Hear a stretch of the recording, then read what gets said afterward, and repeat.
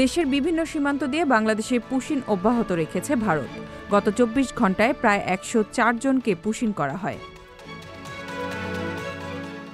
এর মধ্যে দিনাজপুর ব্যাটালিয়ন ৪২ বিজিবির আওতাধীন ঠাকুরগাঁও জেলার হরিপুর উপজেলায় ২৩ জন নারী, পুরুষ ও শিশু এবং বিরামপুর সীমান্ত দিয়ে ১৫ জনকে বাংলাদেশে পুশিন করেছে ভারতীয় সীমান্তরক্ষী বাহিনী বিএসএফ। বিজিবি জানায়, ভোররাতে পুশিনের বিষয়টি আঁচ করতে পেরে তাৎক্ষণিকভাবে অভিযান চালিয়ে তাদের আটক করা হয়। মৌলভীবাজার বড়লেখা সীমান্ত দিয়ে ১৩ জন রোহিঙ্গাকে পুশিন করেছে বিএসএফ। শুক্রবার রাতের আঁধারে এ ঘটনা ঘটে। পরে সীমান্ত এলাকা থেকে বিজিবি তাদের আটক করে জিজ্ঞাসাবাদ করে। বিজিবি সিলেট ৫২ ব্যাটালিয়নের একটি সূত্র জানায়, বিএসএফ রোহিঙ্গাদের ধরে এনে বাংলাদেশ সীমান্তের কাছে জড়ো করে। পরে সুযোগ বুঝে বড়লেখা উপজেলার কুমারশাল সীমান্ত দিয়ে বাংলাদেশে পাঠিয়ে দেয়।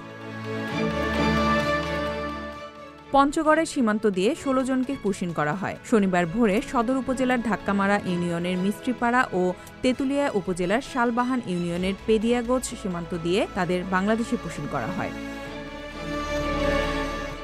ঝিনাইদহের মহেশপুর উপজেলার সীমান্তে নারী, শিশুসহ ১৬ জনকে পুশিন করে বাংলাদেশে পাঠিয়েছে বিএসএফ। ওই ১৬ জনকে ভারতীয় সীমান্তের ভেতর থেকে আটক করে বিজিবি। লালমনিরহাটের ৩টি সীমান্ত পয়েন্টে পুশিনের শিকার ৩ জনকে আটক করা হয়েছে। বিজিবি ও এলাকাবাসীর প্রতিরোধে পুশিনের অপেক্ষায় শূন্য রেখায় রয়েছেন ৯ জন। এদিকে সকালে হাতীবান্ধা ও পাটগ্রাম ২ উপজেলার ৩টি সীমান্ত পয়েন্ট দিয়ে কয়েকজনকে পুশিন করে বিএসএফ। এছাড়া ধোবাউড়া সীমান্ত দিয়ে ঠেলে পাঠিয়েছে ৯ জনকে। Z news, Dhaka.